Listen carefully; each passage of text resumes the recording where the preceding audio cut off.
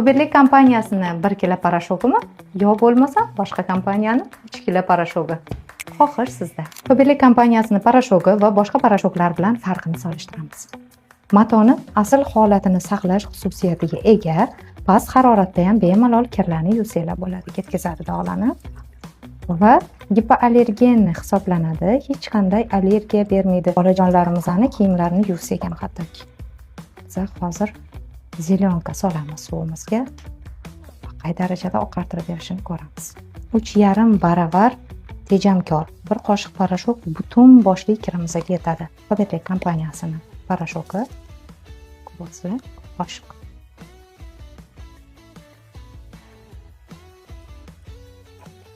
Bunday parashokimiz. Bundan 2 qoshiq qo'shaman.